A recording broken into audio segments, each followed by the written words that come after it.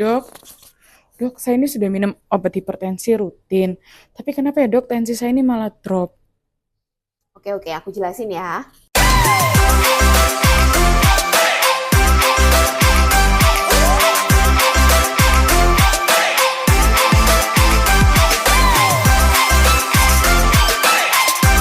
Kalau ada masalah seperti tadi, memang harus dievaluasi ya.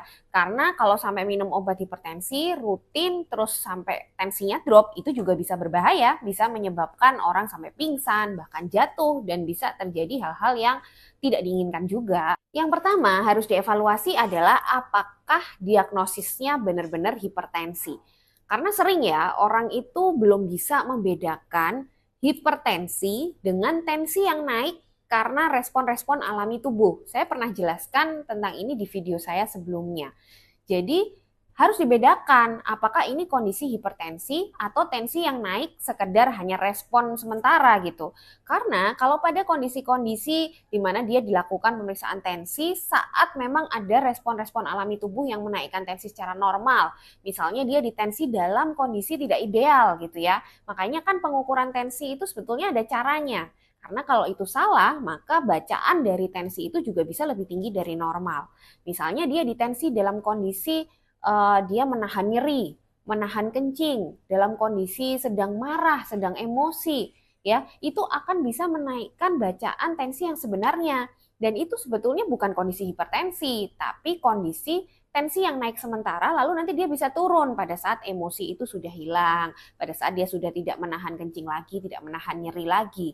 Makanya untuk memastikan diagnosis hipertensi itu harus dilakukan pemeriksaan di rumah pada kondisi yang benar-benar rileks, yang selalu saya bilang home blood pressure monitoring.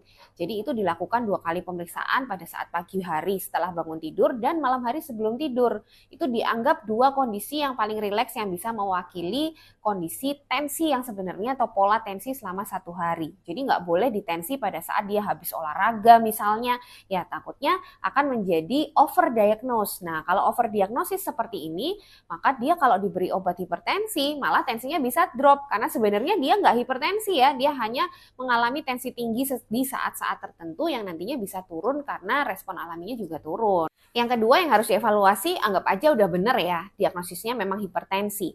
Yang harus dievaluasi berikutnya adalah dosis dan jenis obatnya. Nah, apakah memang orang ini minum obat dengan cara yang benar gitu? Jangan-jangan harusnya minumnya 1 kali sehari, dia minum 2 kali sehari atau bahkan 3 kali sehari. Jadi cara minumnya salah gitu ya. Akhirnya overdosis gitulah ya. Akhirnya bisa tensi itu jadi turun berlebihan. Atau mungkin jenis obatnya kurang tepat gitu. Misalnya jenis obat hipertensi itu kan banyak banget. Nah, kadang-kadang memang ada obat-obat tertentu tuh yang bisa menurunkan tensi sangat-sangat cepat dan sangat drastis. Nah, ini mungkin kurang cocok diberikan pada orang-orang yang mungkin peningkatan tensinya belum terlalu tinggi. Nah, ini harus dievaluasi oleh dokternya. Apakah memang masalahnya di jenis obatnya dan di dosis obatnya atau di cara pemakaian yang mungkin kurang tepat.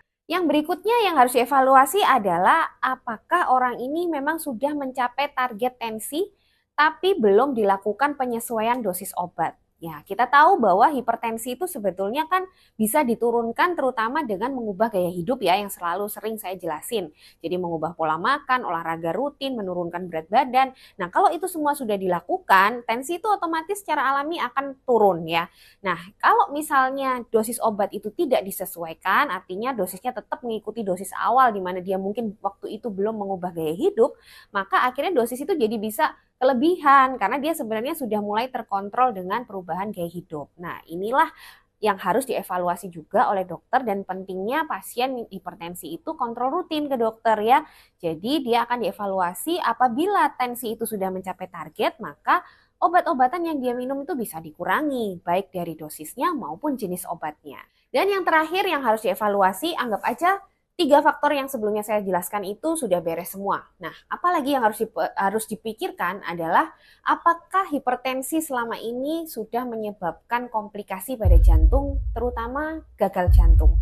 Karena pada kondisi gagal jantung itu kemampuan pompa jantung akan menurun. Nah, apabila sudah terjadi gagal jantung yang merupakan komplikasi dari hipertensi, biasanya tensinya justru tidak akan pernah tinggi.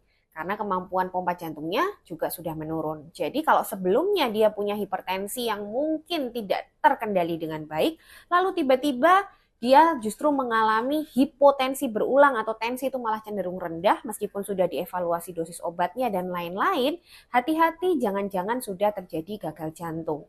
Jadi ini harus dievaluasi pada penderita-penderita dengan keluhan serupa, yaitu mungkin dengan melakukan seperti ekokardiografi ya, melakukan USG jantung untuk melihat fungsi jantung. Karena salah satu komplikasi dari hipertensi jangka panjang yang tidak terkendali adalah terjadinya suatu gagal jantung. Jadi gitu ya Nefro Friends, kira-kira beberapa kemungkinan penyebab kenapa orang yang sudah minum obat hipertensi malah tensinya drop. Sebarkan informasi ini ke semua orang yang kamu sayang dan semoga bermanfaat.